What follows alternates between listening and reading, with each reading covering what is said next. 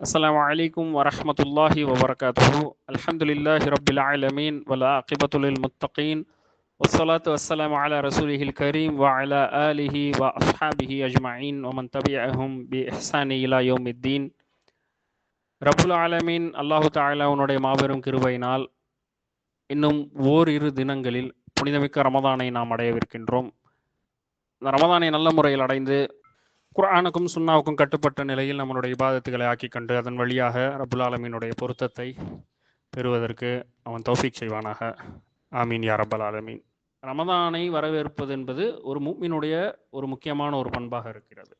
காரணம் என்னன்னா, ஒரு முஃமின் ஒரு நாளில் ஏராளமான பாவங்களை செய்கின்றான். வணக்க வழிபாடுகளில் அவன் செய்யக்கூடிய பாவங்களாக இருக்கட்டும், வியாபாரத்தில் அவன் செய்யக்கூடிய பாவங்களாக இருக்கட்டும், அதே போல சக மனிதர்களுடைய காரியத்தில் புறம் பேசுதல், மற்றவருடைய பொருளாதாரத்தில் ஆசைப்படுதல், பொறாமை கொள்ளுதல், அதே போல இன்னும் வீணான பல காரியங்களில் ஈடுபடுவது என்று பல விதமான பாவங்களில் மனிதன் தன்னை ஈடுபடுத்தி கொண்டிருக்கின்றான் அன்றாடம். அது அந்த பாவம் அறிந்தும் அறியாமலும் சின்னதாக பெரியதாக என்று எல்லா விதங்களிலும் அந்த பாவங்கள் அமைந்து விடுகின்றன.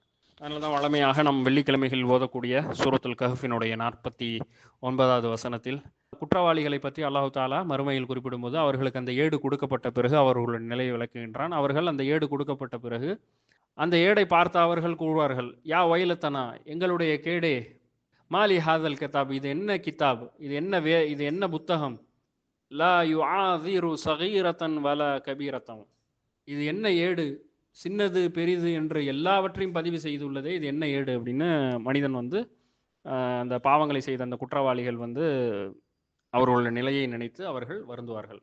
நம்மளுடைய அமல்களை பற்றிய ஏடில் எந்த நன்மையாக இருந்தாலும் சரி, தீமையாக நம்ம அன்றாடம் நமக்கு தெரியாமல் சின்னது பெரிது என்று பல நன்மைகளை செய்திருப்போம். அதே போல நாம் சின்னது பெரிது என்று பல தீமைகளை நாம் செய்திருப்போம். எல்லாவற்றையும் ஒரு ஏட்டிலே பதிவு செய்யப்பட்டு கொண்டே வருகிறது. சின்னது பெரிது என்று பதியக்கூடிய அந்த பாவங்களை நாம் எப்படி அதிலிருந்து மீளுவது? ரப்புல் ஆலமீன் அதற்கு வழங்கி இருக்கக்கூடிய ஒரு மிக பெரும் ஒரு அருட்கொடை தான் இந்த ரமதான். இந்த ரமதானை அடைந்த ஒரு முஃமின் அந்த ரமதானை வரவேற்கும் முகமாக மகிழ்ச்சிகரமாக அந்த ரமதானை வரவேற்க வேண்டும். அன்றாடம் நம்ம செய்யக்கூடிய பல காரியங்கள் இந்த ரமதானில் நாம் மாற்ற வேண்டிய தேவை இருக்கும். நம்மளுடைய வளமைகளுக்கு மாற்றமாக பல விஷயங்களை இந்த ரமதானில் நாம் செய்ய வேண்டியிருக்கும். முதல் விஷயமாக உணவை நாம் தவிர்க்க வேண்டியது இருக்கும். ஒரு மனிதன் தொடர்ந்து நினைத்த நேரத்தில் உணவறிந்து கொண்டு இருப்பான், நினைத்த நேரத்தில் தண்ணீர் குடிக்கலாம். அவனுடைய அன்றாடம் அவன் செய்யக்கூடிய அந்த வளமையிலிருந்து இந்த 2 விஷயங்கள் மாறுது. அப்போ தன்னுடைய வளமையில் அவன் மாற்ற வேண்டிய ஒரு சூழல் ஏற்படுது இந்த ஒரு மாத காலம். அப்போ அவனுக்கு அதில் ஒரு சிரமங்கள் ஏற்படலாம். ஒரு மனிதன் எல்லா விதமான பாவங்களில் ஈடுபட்டு கொண்டிருப்பான். ஆனால் இந்த ரமதான் என்று வந்துவிட்டு என்று சொன்னால், நோம்பினுடைய பகல் பொழுதுகளில் அவன் புகைப்பழக்கம் அவருக்கு இருக்கும். ஆனால் இந்த நேரத்தில் அந்த பாவத்தை விட்டு அவர் தவிர்ந்தவராக இருப்பார். அதே போல் பல வீடுகளில் சீரியல்களும் சினிமாக்களும் ஓடிக்கொண்டு இருக்கும். ஆனால் இந்த நோம்பினுடைய காலங்களில் அவர் தவிர்த்த சூழல்களை வீடுகளில் நாம் காண முடியும். ஸோ இப்படியாக இந்த நோன்பை அடைந்த ஒரு மனிதன் அன்றாடம் செஞ்சுக்கிட்டு இருக்க விஷயத்திலிருந்து அவனுக்கு ஒரு மாற்றம் இந்த நோன்பின் வாயிலாக அவனுக்கு நிகழுது. அந்த நோன்பின் மூலமாக அவன் செய்து கொண்டிருந்த கூடிய பாவங்களை விட்டு மாறுதல் என்பது மட்டும் ஒரு வாய்ப்பாக அமையாமல், செய்த பாவங்களுக்கான மன்னிப்பை இந்த ரமதானில் அவன் நிவர்த்தி செய்து கொள்வதற்கான பல சூழல்களை ரப்புல் ஆலமீன் ஏற்படுத்துகின்றான். அது தொழுகையின் வாயிலாக, துஆக்களின் வாயிலாக, இரவு தொழுகையின் வாயிலாக பல வழிகளை ரப்புல் ஆலமீன் ஏற்படுத்தி தருகின்றான்.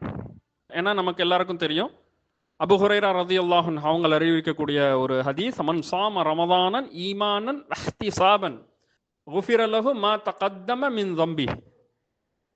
யார் ஒருவர் ரமதானிலே ஈமானோடும் நம்பிக்கையோடும் இஹ்திஸாபன் கூலியை எதிர்பார்த்த நிலையில் யார் ஒருவர் ரமதானில் நோன்பு நோற்பாரோ, குஃபிர லஹு அவருக்கு மன்னிக்கப்படும், மா தகத்தம மின் ஸம்பி அவர் செய்த பாவங்களில் இருந்து முன் சென்ற அனைத்தும் மன்னிக்கப்படும் என்பதாக நபி ஸல்லல்லாஹு அலைஹி வஸல்லம் அவர்கள் கூறியதாக அபூ ஹுரைரா ரலியல்லாஹு அன்ஹு அவர்கள் வரியாக வந்திருக்கக்கூடிய ஒரு ஹதீஸ் புகாரியிலே பதிவு செய்யப்பட்டு இருக்கிறது.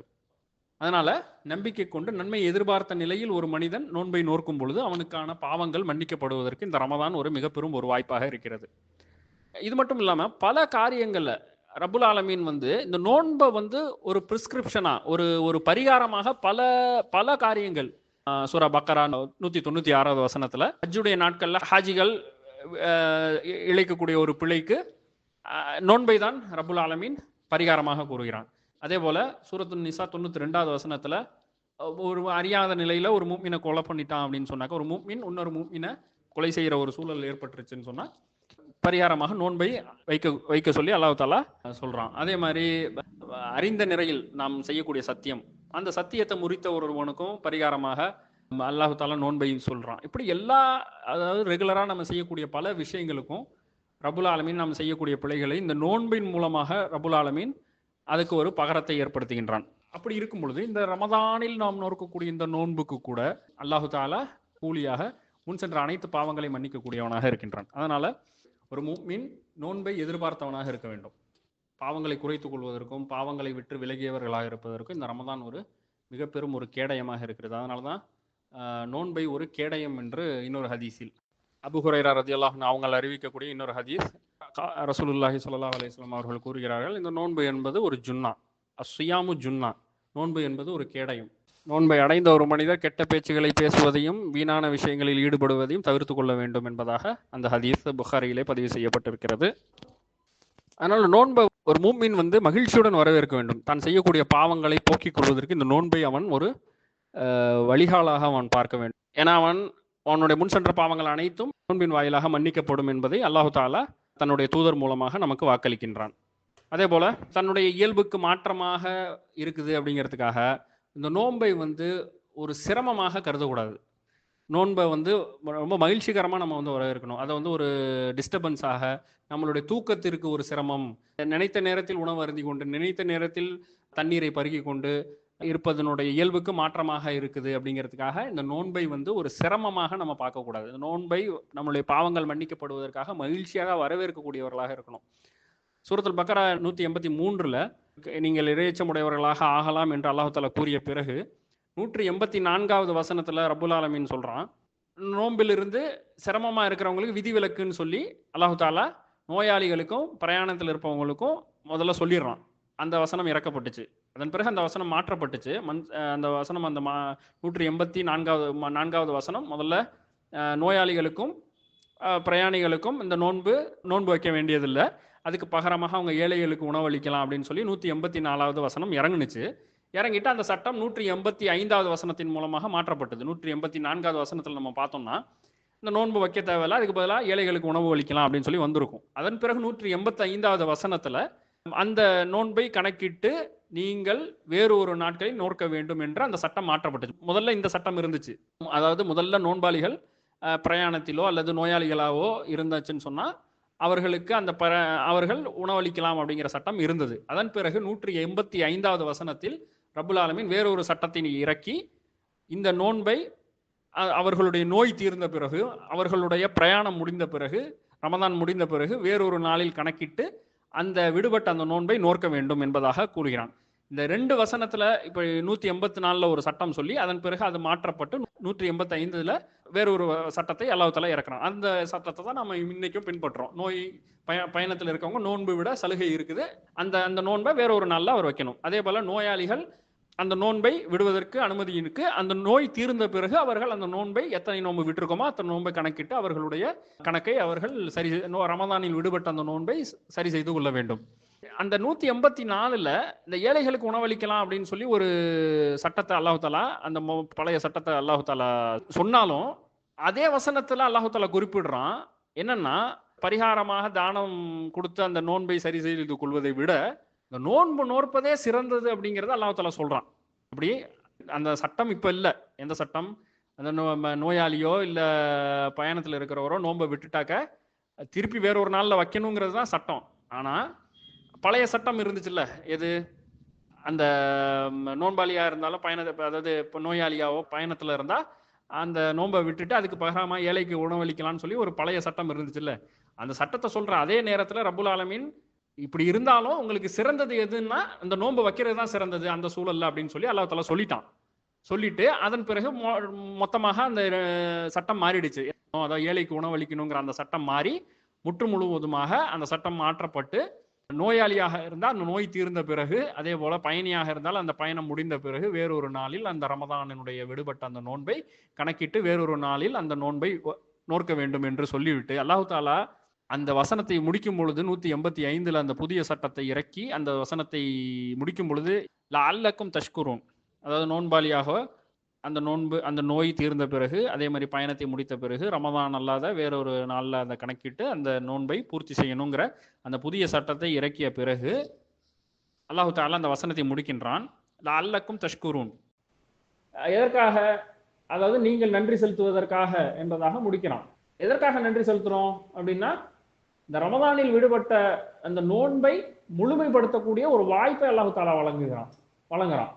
ஏன்னா நம்ம அந்த நோயின் காரணமாக அந்த நோன்பை விட்டிருப்பாரு, அதை வேறொரு நாளில் அவர் வைப்பதன் மூலமாக இந்த ரமதானில் வைத்ததற்கு இணையாக அது கருதப்படும்.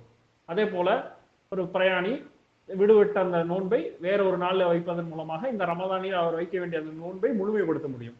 பெண்கள் அவங்களுடைய மாதவிடாய் காரணமாக அவங்க விடக்கூடிய அந்த நோன்பை வேறொரு நாளில் கணக்கிட்டு அந்த நோன்பை வைப்பதன் மூலமாக இந்த ரமதானில் வைக்க வேண்டிய அந்த நோன்பு முழுமைப்படுத்தப்படும். ஏன்னா அந்த ஆயத்தில் அல்லாஹ் தஆலா சொல்றான், வலி துக்மிலு இத்தத்தை அப்படின்னு அல்லாஹ் தஆலா சொல்றான். அதாவது இந்த எண்ணிக்கையை நீங்க முழுமை செய்யக்கூடிய ஒரு வாய்ப்பை அல்லாஹ் தஆலா வழங்குறான். ரமதானுடைய கூலியை முழுமையாக தன்னுடைய அடியாருக்கு தர வேண்டும் என்ற காரணத்திற்காக இந்த வாய்ப்பை அல்லாஹ் தஆலா வழங்குறான். எந்த வாய்ப்பை? விடுபட்ட அந்த நோன்பை வேறொரு நாளில் கணக்கிட்டு வைப்பதன் மூலமாக இந்த ரமதானில் இருக்கக்கூடிய அந்த எண்ணிக்கையை முழுமைப்படுத்தக்கூடிய ஒரு வாய்ப்பை அல்லாஹ் தஆலா தரான். அதன் காரணமாக நீங்கள் அல்லாஹ் தஆலாவுக்கு நன்றி செலுத்துங்கள் என்பதாக குறிப்பிடுறான். ஆக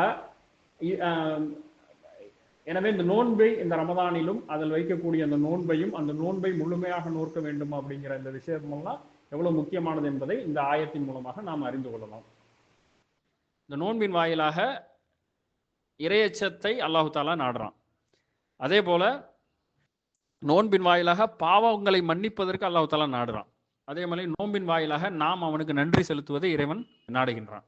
இப்போ நோன்பை ஒரு முஃமின் மகிழ்ச்சிகரமாக வரவேற்க வேண்டும். காரணம் என்னன்னா, அவன் இறைவனுக்கு அதிகமாக நன்றி செலுத்துவதற்கு, அவனுடைய பாவங்கள் மன்னிக்கப்படுவதற்கு, அவனுடைய இறையச்சத்தை அதிகரித்துக் கொள்வதற்கு, ஈமானை அதிகரித்துக் கொள்வதற்கு, இந்த நோன்பில் நாம் வழமையாக செய்யக்கூடிய பல இபாதத்துகளை அதிகரித்துக் கொள்வதற்கு வாயிலாக அவனுக்கு நன்றியை அதிகமாக செலுத்த முடியும். வழமையாக குர்ஆனை ஓதக்கூடியவர் அந்த குர்ஆனில் அதிகமாக தன்னை ஈடுபடுத்திக் கொள்ள வேண்டும். தொழுகையில் ஃபர்தை மட்டும் தொழக்கூடிய ஒருவராக இருக்கக்கூடியவர் சுன்னத்தான தொழுகைகளை அதிகரித்துக் கொள்ள வேண்டும். இரவு தொழுகையில் ஈடுபட வேண்டும். தரவீஹ் தொழுகையில் ஈடுபட வேண்டும். பாவ மன்னிப்பில் அதிகமாக ஈடுபட வேண்டும். துஆக்களை அதிகரிக்க வேண்டும். துஆக்களை கேட்பது என்பது பணிவினுடைய அடையாளம், உபூதியத்தினுடைய அடையாளம். அல்லாஹு தஆலா தான் இறைவன், நான் உனது அடிமை என்பதற்கான ஒரு அடையாளம் துஆக்களை கேட்பது. எல்லாம் அல்லாஹுக்கு தெரியும், அவன்கிட்ட நான் என்ன கேட்கறதுன்னு சொல்றது எதுவாக இருந்தாலும் அவன் எனக்கு தருவான், நான் அவன்கிட்ட கேட்க தேவையில்ல, அவனுக்கு எல்லாமே தெரியும், அவனா எனக்கு பார்த்து கொடுப்பான் அப்படின்னு சொல்லி ஒரு மூமின் துவாக்களை கேட்பதை தவிர்க்கக்கூடாது. ஒரு துவாவை கேட்பது என்பது நீ இறைவன், நான் உனது அடிமை என்று இறைவன்கிட்ட நம்மளுடைய அடிமைத்தனத்தை நாம் பறைசாற்றுவதற்கான ஒரு அடையாளம் தான் துவா கேட்பது.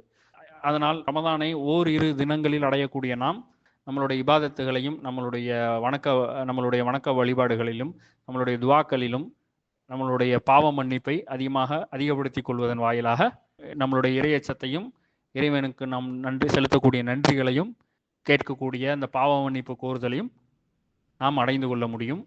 ரப்புல் ஆலமீன் அதற்கான தௌஃபீக்கை நமக்கு செய்வானாக. ஹஸா மா இந்தி வல் இல்மு இந்தல்லாஹ் வஅகூலு கௌலி ஹஸா அஸ்தக்ஃபிருல்லாஹ லி வலக்கும் வஸ்தக்ஃபிரு இன்னஹு ஹுவல் கஃபூருர் ரஹீம். அஸ்ஸலாமு அலைக்கும் வரஹ்மத்துல்லாஹி வபரகாத்துஹு.